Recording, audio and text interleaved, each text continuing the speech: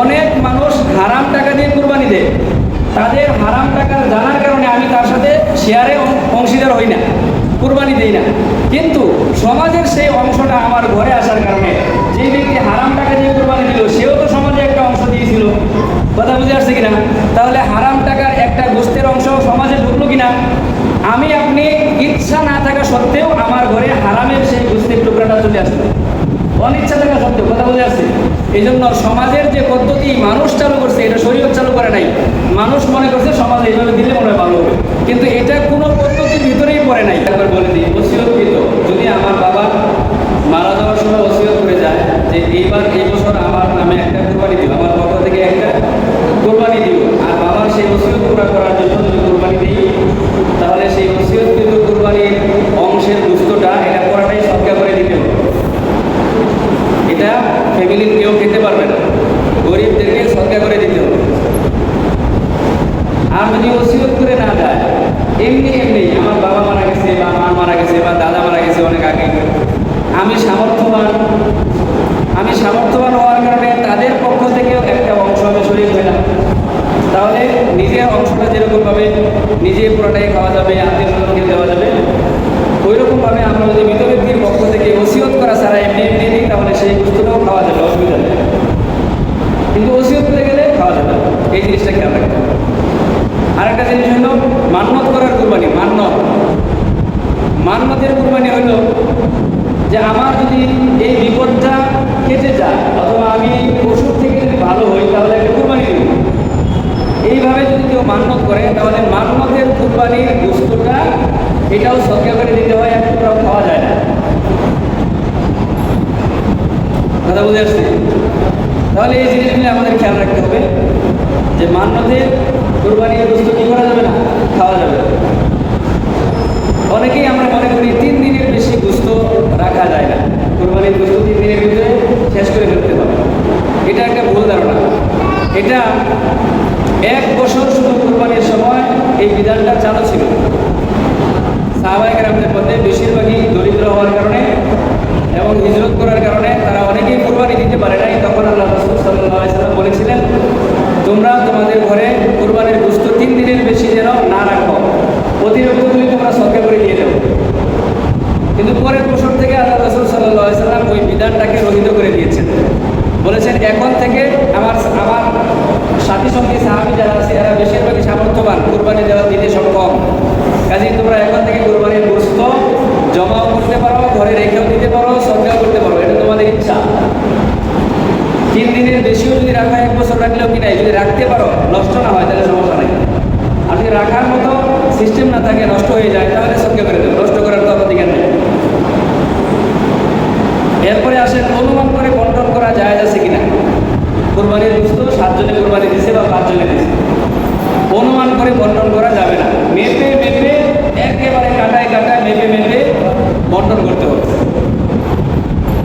আমাদের সমাজে আরেকটা জিনিস হয়তো বা চালু আছে, আমি কিছু মানুষের কাছ থেকে শুনেছি যে 7 ভাগে কুরবানি দিলে 8 বন্ট করে, গরুর গোশতটা কি করে 8 বন্ট করে, একটা সমাজের বন্ট আর 7টা 7 জনের বন্ট। এটা একটা ভুল পদ্ধতি। এর দ্বারা আপনার কুরবানি নষ্ট হয়ে যাওয়ার সম্ভাবনাই বেশি, কারণ 7 জনকে সমানভাবে বন্টন করে দেওয়ার হক, এবং এটাই হলো মাসালা। আপনি যে প্রত্যেকের কাছ থেকে কিছু কিছু রাইখা 8 বন্ট করতেছেন, এটা অন্যদের ইচ্ছার বাহিরে এবং এটা শরীয়ত সমর্থন করে না। 7 জনকে বন্টন করে দিয়ে দেন, তারা তাদের ইচ্ছা মতো সমাজে দিবে। কথা বুঝে আসছে? সমাজে যে বস্তুটা দেয় এটা নিয়ে আমার সর্বশেষে আলোচনা আসতেছে, গুরুত্বপূর্ণ কথা। আমি ওইখানে এখন আর যাইতেছি না, আমি অন্য মশলাগুলি শেয়ার করে যাবো ইনশাআল্লাহ। সমাজের বন্টনের 3 ভাগ না করে যদি একাই গোশত খেয়ে ফেলে তাহলে জায়েজ আছে কিনা? হ্যাঁ, 3 ভাগ না করে যদি কেউ একাই পুরা কুরবানির গোশতটা একাই খায়, ফ্যামিলির আত্মীয় স্বজন না নিয়ে, মানে ফ্যামিলির নিজের পরিবারের লোকজন নিয়ে যদি শুধু খায়, আত্মীয় স্বজনকে না দেয়, তাহলে জায়েজ আছে। কিন্তু এটা কৃপণতার পরিচয়। কিসের পরিচয়? কৃপণতার পরিচয়। এটা ঠিক না, জায়েজ আছে, হারাম না। অনেকেই কিন্তু এটা জায়েজই মনে করে না, যে তুমি তো 3 বন্ট পুরোটাই নিয়ে আসছো, এটা খাইতেছো, এটা কি ঠিক? এটা ঠিক, কিন্তু এটা কৃপণতার পরিচয়, গুনাহ হবে। গোশত, চর্বি এগুলি বিক্রি করা জায়েজ আছে কিনা? না, গোশত বিক্রি করা জায়েজ নাই। চর্বিও বিক্রি করা জায়েজ নাই। যে সমস্ত টুকাইরা বাসায় বাসায় গিয়ে গিয়ে গোস্ত সংগ্রহ করে এবং অর্ধেক বস্তা এক বস্তা গোস্ত সংগ্রহ করে ফেলে, এরপরে দেখা গেছে ঢাকা শহরে বিভিন্ন রাস্তার মোড়ে মোড়ে তারা অল্প দামে সেই গোস্তগুলি বিক্রি করে। তা আমাদের যদি জানা থাকে যে অমুক অমুক বা এই ধরনের লোকেরা গোস্ত নিয়ে কোরবানির গোস্তগুলি বিক্রি করে, জানা থাকলে তাদেরকে এক টুকরা গোস্ত দেওয়াও জায়েজ হবে, কারণ কোরবানির গোস্ত বিক্রি করা জায়েজ নেই। বিক্রির জন্য সহযোগিতা করলাম, আমি জানি এই লোকটা নিয়ে বিক্রি করবে, খাবে না, তাহলে তাকেও দেওয়া যাবে না। কথা বুঝে আসছে?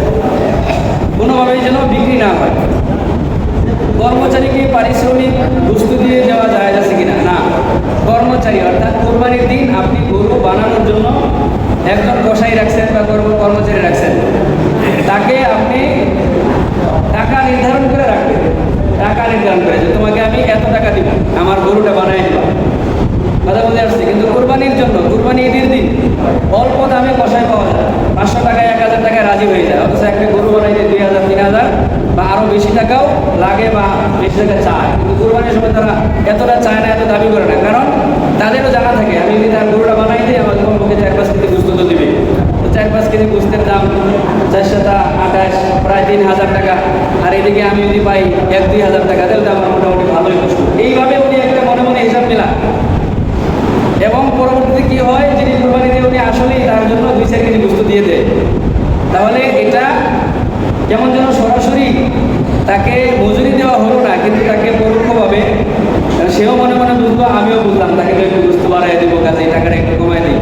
এই ধরনের নিয়ত থাকলে, তারও নিয়ত আছে আপনারও নিয়ত আছে, তাহলেও কিন্তু আপনার কোরবানিতে সমস্যা হয়ে যাবে। কাজেই যাদেরকে আপনি পারিশ্রমিক হিসেবে রাখবেন তাদেরকে শুধু পারিশ্রমিকই দিবেন এবং বলে দিবেন, নেওয়ার সময় বলে দিবেন তুমি শুধু আমার গরু বানায় দিবে, আমি কিন্তু তোমাকে কোনো কোরবানির গোস্ত কিছু দিব না বিনিময়ে। বলে দিবেন, একেবারে দৃঢ়ভাবে বলে দিবেন। এরপরে আপনি যত টাকায় তাকে রাজি করাইতে পারবেন, আপনি তখন বুঝবেন যে সে আসলে এই টাকায় রাজি হয়েছে। এরপরে আপনি যদি অল্প কিছু দেন তাহলে সমস্যা নেই। কথা বুঝে আসছেন? এরপরে দিলে সমস্যা নেই, কিন্তু মনে মনে আপনারও আছে তারও আছে, যে 1000-2000 টাকায় রাজি হয়ে যায় সে তো 4-5 কেজি গোস্ত দিবে। মনে মনে এই ধরনের যদি নিয়ম থাকে কোরবানি দাতা এবং শ্রমিকের, তাহলে কিন্তু সমস্যা হবে। এই জন্য আমরা সুন্দরভাবে বলে দিব, এরপরে কিছু দিলেও সমস্যা নেই। জবাইয়ের অস্ত্র কেমন হবে? জবাইয়ের অস্ত্র অবশ্যই ধারালো হতে হবে। চামড়া কখন খসানোর কাজ শুরু করবে? একেবারে পশু নিস্তেজ হয়ে যাওয়ার পরে চামড়া খসানোর কাজ শুরু করতে হবে। পশু নড়াচড়া করতেছে, সময় বাঁচানোর জন্য আমরা পশু জীবিত অবস্থায় হাতের পায়ের এগুলি আমরা তাড়াতাড়ি কেটে দিই। এরপরে আবার অনেক সময় কসাইরা আইসা বলে যে একটু ছুরি দিয়ে একটু গুঁতা দিয়ে দিই। এই কাজগুলি করবেন, এগুলি করা নিষেধ। একেবারে নিস্তেজ হয়ে গেছে, আপনার কোরবানির দিনের কাজই তো হলো সারাদিন গোস্ত বানানো, আর তো কোনো কাজ নাই, ব্যস্ততা তো একটাই। কাজেই সুন্দর পদ্ধতিতে সুন্দরভাবে যেন হয়, এদিকে আমরা খেয়াল করব। এক পশুকে অন্য পশুর সামনে জবাই করা জায়েজ আছে কিনা? জায়েজ আছে, তবে মাকরুহ, মানে এক লাগাতার একের পর এক পশু ফলায় যে জবাই করে, এটা জায়েজ আছে, কিন্তু এটা না করাটা উত্তম। যদি জায়গা থাকে, সম্ভব হয়, তাহলে এক পশুর আড়ালে আরেক পশুকে জবাই করা। আর এতটুকু সম্ভব না হলে কমপক্ষে তার পশুর কান দিয়ে তার চোখটাকে ঢেকে রাখে, কান দিয়ে জবাই করার সময় তার চোখটাকে ঢেকে রাখে। কোরবানির গোস্ত বিধর্মীদেরকে হাদিয়া দেওয়া যাবে কিনা? জায়েজ আছে কিনা? হ্যাঁ, বিধর্মীদেরকেও হাদিয়া দেওয়া যাবে, বরং এটা ইসলামের একটা সৌন্দর্য। বিধর্মীদেরকে, আমার বাড়ির পাশের বাড়ি হিন্দু থাকে, খ্রিস্টান থাকে, অসুবিধা নেই, তাকে কোরবানির গোস্ত হাদিয়া দেন, অসুবিধা নেই।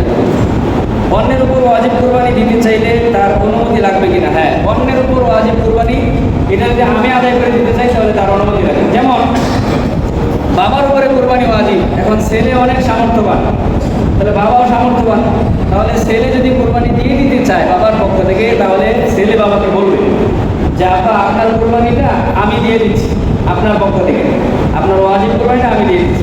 এতটুকু অনুমতি নিতে হবে। কথা বুঝে আসছেন? অনুমতি না নিয়ে মনে মনে শুধু নিয়ম করলেন আর বাবার পক্ষ থেকে একটা অংশীদার হয়ে কোরবানি দিয়ে দিলেন, তাহলে বাবার উপরে যে ওয়াজিব ছিল কোরবানিটা সেটা আদায় হয় নাই, নফল আদায় হয়েছে। কথা বুঝে আসছে? ওয়াজিব কোরবানির জন্য অবশ্যই অনুমতি নিতে হবে। পাগল পশু দ্বারা কোরবানি জায়েজ আছে কিনা? পাগল পশু দ্বারা, ওই ধরনের পাগল পশু দ্বারা কোরবানি জায়েজ নাই যে পশুর পাগলামির কারণে খায় না, খাওয়া ছেড়ে দেয়। যদি খাওয়া দাওয়া করে তাহলে ওই পাগলামির কারণে কোনো সমস্যা নাই, কিন্তু খায়ই না, একবারেই খায়, তাহলে ওটা দিয়ে কোরবানি দেওয়া যাবে না, অন্যথায় দেওয়া যাবে। কোরবানি দাতা নিজে গোশত খাওয়ার বিধান কি? মুস্তাহাব। যিনি কুরবানি দেবেন উনি ওনার কুরবানির পশু থেকে গোশত খাবে, এটা মুস্তাহাব, আল্লাহ তাআলা খেতে বলেছেন। ঋণের টাকা দিয়ে কুরবানি দিলে আদায় হবে কিনা? হ্যাঁ, ঋণের টাকা দিয়ে কুরবানি দিলে আদায় হবে, তবে ঋণটা যেন সুদের না হয়। মনে করেন আমার সম্পদ আছে কিন্তু অর্থ নগদ টাকা নাই, কুরবানি ওয়াজিব আমার উপরে, তাহলে কি করবো? 1 মাস পরে আমার টাকা হবে, তখন আর কুরবানি দিতে পারবো না। আমি কি করবো? ঋণ করে একটা অংশ কুরবানি দিয়ে দিব, কিন্তু ঋণটা যেন সুদে না হয়। কথা বুঝে আসছে? তাহলে কুরবানি হয়ে যাবে, অসুবিধা নেই। যে সকল হাজী সাহেব মুসাফির তাদের উপর কুরবানি ওয়াজিব কিনা? না, যে সকল হাজী সাহেব মুসাফির থাকে তাদের উপর কুরবানি ওয়াজিব হয় না। আমাদের দেশ থেকে যারা হজে যায় তারা 40 দিনের জন্য যায়।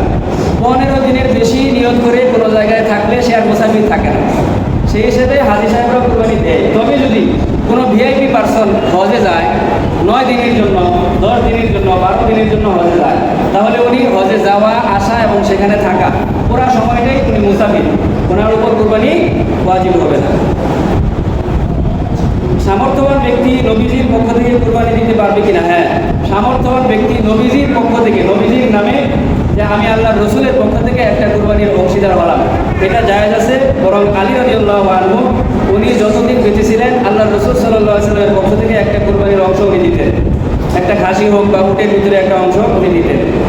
খাসিকৃত ছাগল দ্বারা কুরবানি করা জায়েজ আছে কিনা? অনেকেই বলে যে পাঠা এটা কাটায় ফেললে এটা ত্রুটিযুক্ত হয়, এটা দিয়ে আর কি কুরবানি দেওয়া যায় না। বরং খাসি দিয়ে কুরবানি দেওয়া জায়েজ আছে, বরং পাঠার চাইতে খাসির গোশত আরো সুস্বাদু হওয়ার কারণে ওটা দিয়ে আরো উত্তম। কথা বুঝে আসছে? জীবিত ব্যক্তির পক্ষ থেকে অন্য কেউ কুরবানি দিতে পারবে কিনা? হ্যাঁ, জীবিত ব্যক্তির পক্ষ থেকে অন্য কেউ দিতে পারবে কুরবানি। কুরবানি দাতা অন্য এলাকায়, পশু অন্য এলাকায়, তাহলে পশুর এলাকায় ঈদের জামাত হয়ে গেলে পশু জবাই করা যাবে। যে এলাকায় পশু, ওই যে গত সময় বলছিলাম, যে এলাকায় পশু ওই এলাকায় ঈদের জামাত হয়ে গেলে পশু জবাই করা যাবে। চামড়া নিজে ব্যবহার করতে পারবে, হ্যাঁ, চামড়া নিজে ব্যবহার করতে পারবে, বিক্রি করা যাবে না। চামড়া নিজে আপনি যদি এটাকে দাবানাত করে এটাকে আপনি জায়নামাজ বানান, অথবা বসার জন্য গদি বানান, অথবা আপনি পানির বস বানান, আরবরা আগে যা যা বানাই, কোনো সমস্যা নাই, জুতা বানাইলে অসুবিধা নেই, ব্যবহার করা যাবে নিজে, কিন্তু বিক্রি করা যাবে না। বিক্রি করে দিলে ওই টাকা সরকার করে দিতে হবে, এমনকি ওই টাকার নোটটাও পরিবর্তন করা ঠিক না। চামড়া বিক্রি করার টাকার যে নোটটা আছে এটাও পরিবর্তন করা ঠিক না, ফুকাহায়ে নিষেধ করছে। জবাইকারীকে পারিশ্রমিক দেওয়া জায়েজ আছে কিনা? হ্যাঁ, জবাইকারীকে পারিশ্রমিক দেওয়া জায়েজ নয়, বরং উত্তম, কারণ এটা জবাইকারীর নিজের হাতের কামাই। কথা বুঝে আসছে? নিজে কুরবানির পশু জবাই করা সবচেয়ে উত্তম। নিজে না পারলে কোনো কারণে অন্য কাউকে দিয়ে করাইতে চাইলে তাকে আমি খুশি করে দিব, পারিশ্রমিক দিয়ে দিব, যেন সে খুশি থাকে। কিন্তু দুঃখের বিষয় হলো 2 লাখ, 2.5 লাখ, 1.5 লাখ টাকা দিয়ে গরু কিনি এবং কেনার সময় দালালকেও 2-4 হাজার টাকা দিতে আমাদের শরীরে বাজে না যে আমাকে তুমি একটা গরু কিনে দেবো, কারণ দালালে কিনা দিলে মনে একটা তৃপ্তি থাকে যে আমি জিতছি, ঝুঁকি নেই। সেখানে 2-4 হাজার টাকা দিলেও সমস্যা হয় না, কিন্তু যিনি আমি নিজে কোরবানি দিতে পারি না, যিনি দিয়ে দিলেন এত বড়, এত দামি, এত টাকা কোরবানির পশুটা আমার জন্য উত্তমভাবে কোরবানি দিয়ে দিলেন, হালাল করে দিলেন, তাকে আমি সম্মান দিতে গেলে আমার গায়ে বাঁধে 200 টাকা 300 টাকা ধরাই দিই, এটা ঠিক না। 1000 টাকার নিচে আমরা দেওয়ার চেষ্টা করবো, পারলে আরও বেশি দিব। তবে এরকম না যে হুজুর বলছে 1000 টাকার নিচে দেওয়া যায় না, এরকম না। আমি বললাম এটা আপনার কোরবানির সম্মানার্থে, আপনার কোরবানির পশু যত দামের, আপনি আপনার এলাকার মুয়াজ্জিন বলেন, খাদেম বলেন, ইমাম সাহেব বলেন, তাদেরকে ওই পরিমাণ সম্মান দেওয়ার চেষ্টা করবেন। আল্লাহ তাআলা বুঝার তৌফিক দান করুন, আমিন। কোরবানির দিনে, কোরবানির দিনগুলোতে আর কি কোরবানির নিয়ত করে কেউ যদি মুরগি, হাঁস এগুলি জবাই করে, কোরবানির নিয়তে জবাই করা যাবে। কিন্তু অনেকেই কিন্তু ভুল ধারণা আছে যে কোরবানির দিন মুরগি জবাই করা যায় না, হাঁস জবাই করা যায় না, এগুলি ঠিক না। জবাই করা যায়, তবে কোরবানির নিয়তে করা যায় না, এমনি করবেন। আপনি গরুর গোশত খান না, বা ঘরের কেউ আছে গরুর গোশত খায় না, মুরগি খান, মুরগি জবাই করবে, হাঁস জবাই করবে, কোনো সমস্যা নাই। তবে কোরবানির দিন জবাই করলেই কোরবানির নিয়ত করতে হবে, এরকম মনে করা কিনা ঠিক না, এটা ভুল ধারণা। আচ্ছা, এরপরে আসেন গোশতের বন্টন। একটু খুব ভালো করে শুনবেন, খেয়াল করে শুনবেন। আমরা এই বিষয়গুলি আমাদের সমাজে কিছু ভুল প্রচলন আছে। কোরবানির গোশতের বন্টন, আমরা 7 জনে যখন কোরবানি দিই তখন বন্টন করার সময় মনে করেন আমি 1 বন্ট, মানে আমার হলো 1 শেয়ার, এখন আমাকে 3টা ভাগ করে দেয়, ওইখানে 2 ভাগ আমাকে দেয় আর 1 ভাগ সমাজের জন্য রাইখা দেয়। এই যে সিস্টেমটা, এই সিস্টেমটা শরীয়ত সমর্থিত সুন্দর সিস্টেম নয়। এটা আমাদের সমাজের কাছে এবং আমাদের কাছে যদিও মনে হয় জিনিসটা উপকারী এবং জিনিসটা নেকের কাজ, ভালো কাজ বলে মনে হয় যদিও, কিন্তু আমাদের যতটুকু ভালো কাজ বলে মনে হয় শরীয়ত এটাকে ততটা ভালো কাজ মনে করে না। এটা মনে না করার কিছু কারণ আছে, এগুলো আমি উল্লেখ করব। বাধ্যতামূলকভাবে কোরবানির গোশত সমাজে জমা করলে জাকাতের মতো ফরজের সমান গুরুত্ব দেওয়া হয়, যা শরীয়ত বিরোধী।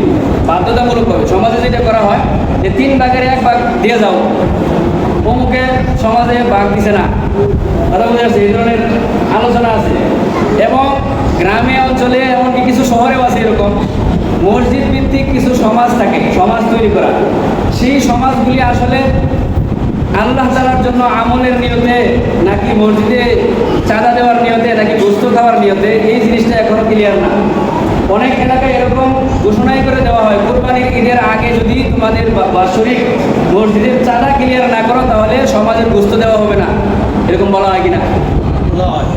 হ্যাঁ, যদি এরকম বলা হয় তাহলে আপনি মিলাই দেখেন কেমন যেন ওই মাসিক চাঁদার বিনিময়ে কোরবানির গোশত বিক্রি করা হচ্ছে, যে তুমি চাঁদা দিতেছো না তো তোমার ঘরে গোশত যাবে না সমাজে, এইভাবে ধমকি দেওয়া হয়, এটা ঠিক না, এটা শরীয়ত বিরোধী কাজ। এইগুলো 1 নম্বর। আরও আছে, শরীয়তে ঐচ্ছিক রাখা হয়েছে আপনার কোরবানির গোশত কাকে দিবেন এবং কাকে দিবেন না, এটা শরীয়ত কি করছে? ঐচ্ছিক রাখছে, স্বাধীনতা দিছে, আপনি কাকে দিবেন কাকে দিবেন না আপনার ইচ্ছা। কিন্তু আমরা যদি বাধ্য করে ফেলি যে সমাজে একটা অংশ দিতেই হবে, তাহলে শরীয়তের এই দিকটা আর ঠিক থাকলো না, স্বাধীনতাটা আর থাকলো না। যিনি কোরবানি দিছে ওনার ইচ্ছা হলো ওনার এক গরিব আত্মীয় আছে তাকে একটু বেশি দিবে, ওনার বেশিরভাগ আত্মীয় স্বজনই গরিব তাদেরকে বেশি দিতে হবে। সেই ক্ষেত্রে সমাজে একটা নির্ধারিত অংশ দেওয়ার কারণে তার ইচ্ছা থাকা সত্ত্বেও সে তার প্রতিবেশীকে বা তার নিকট গরিব আত্মীয়কে সে দিতে পারে না, এটাও একটা তার জন্য ব্যাঘাত করে। সময় শেষ হয়ে যাচ্ছে। 3 ভাগের 1 ভাগ গরিবকে দিত, এখানে ওই 1 ভাগ যা সমাজে জমা রাখা হয় তা থেকে গরিব যদি সবাই নেয়, এই জিনিসটা আমরা আরেকটু ভালো করে বুঝি। আমরা যে 1 ভাগ সমাজে দিলাম, এটা কি সদকা দিলাম, গরিবদের জন্য সদকা দিলাম, নাকি হাদিয়া দিলাম? যে কোনো একটা তো হবে, 2টা তো আর হবে না। আমি তো 2 অংশ রেখে দিছি, হয়তো আপনি বলবেন যে আত্মীয় স্বজনেরটা আর নিজেরটা রেখে দিছি, গরিবদেরটা সমাজে দিছি। তাহলে গরিবদেরটা যদি সমাজে দিয়ে থাকেন, সমাজ থেকে তো আরেকটা বন্ড আপনার ঘরেও আসে কিনা? তাহলে আপনি তো সেই গরিবের মধ্যে আবার পড়লেন, আপনার দেওয়া সদকা করা গোশতটাই সেই সদকা গোশতটা আবার আপনার ঘরেই চলে আসবে। এমনকি এমনও হয় যে আপনি যেই পরিমাণে গোশত দিয়েছিলেন, সমাজ আপনার বড় হওয়ার কারণে, বেশিরভাগ মানুষ কোরবানি দেওয়ার কারণে আপনার দেওয়া গোশতের পরিমাণের চাইতে সমাজের গোশতের পরিমাণটা আরো বেশি হয়ে আপনার ঘরে আসছে, এরকম হয় কিনা? এটা আরেকটা সমস্যা। তাহলে আমি যেটা দান করে ফেললাম বা সদকা করলাম, এটা আমার ঘরে চলে আসলো। হাদিস শরীফে আসছে, মাসালুল্লাযী ইউতিল আতিয়াতা সুম্মা ইয়ারজিউ ফিহা কাল কালবি আকালা হাত্তা শাবিআ ক্বাল সুম্মা রাজাআ ফি বাইহি। কেউ যদি সদকা করে বা হাদিয়া দেয়, এরপরে সেই হাদিয়াটা আবার ফেরত নেওয়া, একটা কুকুর পেট ভরে খাওয়ার পরে বমি করলো, আবার ক্ষুধার্ত হওয়ার পরে আবার সেই বমিটা আবার সে খেয়ে ফেললো, এরকম হয়ে যায়। নাউযুবিল্লাহ। কত কঠিন কথা আছে। হাদিয়া দিয়ে হাদিয়া ফেরত নেওয়া, সদকা দিয়ে সদকা ফেরত নেওয়া, কুকুর বমি করে সেই বমি আবার পরবর্তীতে খাওয়ার সমতুল্য। নাউযুবিল্লাহ বলেন সবাই। তাহলে সমাজে আমরা গোশত দিলাম একটা অংশ, আবার সেখান থেকে আমার ঘরে আবার অংশ আরেকটা আসলো, তাহলে সদকা দিলাম, আবার সদকা আমার ঘরে চলে আসলো, এই একটা সমস্যা। আরেকটা সমস্যা হলো, অনেক মানুষ হারাম টাকা দিয়ে কুরবানি দেয়, তাদের হারাম টাকার জানার কারণে আমি তার সাথে শেয়ারে অংশীদার হই না, কুরবানি দেই না। কিন্তু সমাজের সেই অংশটা আমার ঘরে আসার কারণে যে ব্যক্তি হারাম টাকা দিয়ে কুরবানি দিল, সেও তো সমাজে একটা অংশ দিয়েছিল, কথা বুঝে আসছে কিনা? তাহলে হারাম টাকার একটা গোশতের অংশ সমাজে ঢুকলো কিনা? আমি আপনি ইচ্ছা না থাকা সত্ত্বেও আমার ঘরে হারামের সেই গোশতের টুকরাটা চলে আসলো, অনিচ্ছা থাকা সত্ত্বেও, কথা বুঝে আসছে। এই জন্য সমাজের যে পদ্ধতি মানুষ চালু করছে, এটা শরীয়ত চালু করে নাই। মানুষ মনে করছে সমাজে এইভাবে দিলে মনে হয় ভালো হবে, কিন্তু এটা কোনো পদ্ধতির ভিতরেই পড়ে নাই, কথা বুঝে আসছে। সময় শেষ হয়ে গেছে, কোন কথা আমার সাথে জি বলেন।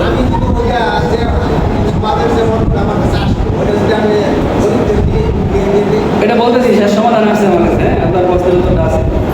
তাহলে কতগুলি সমস্যা হলো দেখছেন। একটা হলো আমি কুরবানি দিছি, আমি স্বাধীনভাবে যাকে যতটুকু খুশি ততটুকু দান করবো। 2 নম্বর হলো যে আমি সব মানুষের সদকা আমি খাই না, 3 নাম্বার হলো হারাম টাকা দিয়ে যারা কোরবানি দিছে তার সাথে আমি শেয়ার হই নাই, যাতে যেন আমার কোরবানিটা শুদ্ধ হয়, কিন্তু আমার অনিচ্ছা থাকা সত্ত্বেও সমাজের বন্ডের সাথে ওই হারাম ব্যক্তির কোরবানির গোশতের টুকরাটা আমার ঘরে চলে আসে। কথা বলে আসছে, এই সমস্ত কারণে আমাদের এই সমাজের যে পদ্ধতিটা চালু আছে এটা ভুল।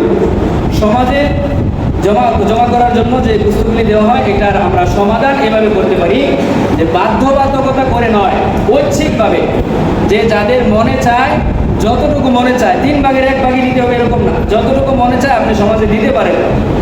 এরপরে অনিচ্ছা সত্ত্বেও যতটুকু জমা হবে এই বস্তুগুলো শুধু ওই ব্যক্তিদের নাম লিস্ট করে যারা সমাজে কোরবানি দেয় নাই, যারা মসজিদে চাঁদা দেয় শুধু তাদেরকে নয়, কারণ অনেক বিধবা মানুষ আছে যাদের স্বামী নাই, মসজিদে চাঁদা দেওয়ার মতো সামর্থ্য নাই, হ্যাঁ একবেলা গোস্ত কিনা খাবে সামর্থ্য নাই, কিন্তু মসজিদে চাঁদা না দেওয়ার কারণে খাতায় নাম নাই, খাতায় নাম থাকার কারণে ওই বিধবা মহিলাটা সমাজের বুঝতে পারছে না, তাহলে বিত্তবানরাই পেয়ে যাচ্ছে।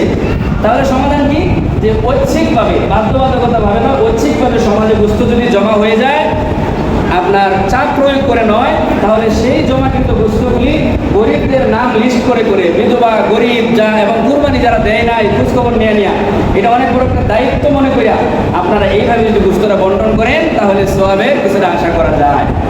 অন্যথায় যে পদ্ধতি প্রথা চালু আছে এটা পুরোটাই ভুল।